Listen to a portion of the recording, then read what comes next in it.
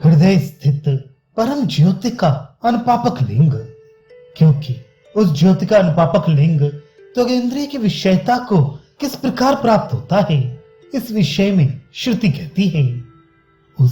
इस हृदय स्थित पुरुष का यही दर्शन पाए है, जबकि मनुष्य इस शरीर में स्पर्श द्वारा उष्णता को जानता है, तथा यही उसका श्रवण पाए है, जबकि ये कानों को मूंद कर निनद अर्थात रथ के घोष, नदतु अर्थात बैल के टकराने और जलते हुए अग्नि के शब्द के समान श्रवण करता है।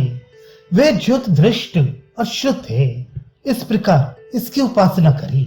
जो उपासक ऐसा जानता है, इस प्रकार उपासना करता है, वो दर्शनी और विश्रुत अर्थात विख्यात होता है।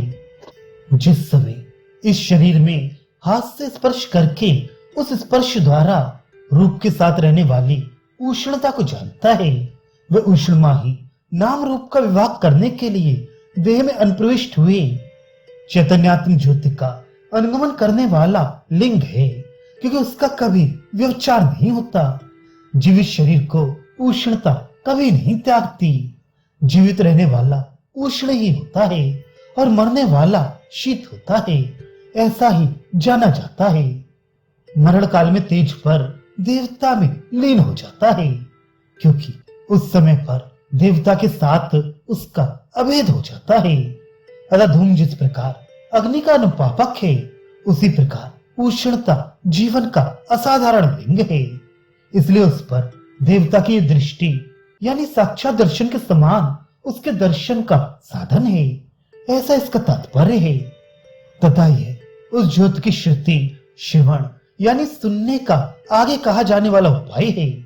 जहां जिस समय पुरुष इस ज्योत के लिंग को सुनना चाहता है, उस समय कानों को इस प्रकार मूंद कर उंगलियों से बंद कर निनद के समान रथ के घोष को निनद कहते हैं, उसके समान शब्द सुनता है।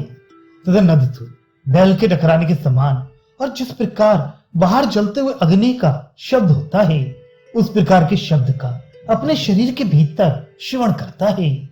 इस प्रकार ये ज्योत दृष्ट और श्रुत लिंग युक्त होने से दृष्ट और श्रुत है। इस तरह इसकी उपासना करी। इस प्रकार उपासना करने से वे उपासक चक्षुष्य दर्शनी और श्रुत विख्यात हो जाता है। स्पर्श गुण संबंधी उपासना से जो फल होता है, उसी को श्रुति चक्षुष्य ऐसा कहकर रूप में संपादन करती है, क्योंकि रूप और स्पर्श ये दोनों साथ साथ रहने वाले हैं और दर्शनीयता सबको इष्ट भी है। इस प्रकार दर्शनीयता के मिलने से ही इस विद्या का दृष्ट फल उत्पन्न हो सकता है, मृदुत्व आदि स्पर्श युक्त होने से नहीं।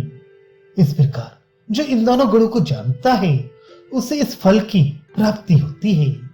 स्वर्गलोक की प्राप्ति तो इसका अदृष्ट फल बतलाया गया है।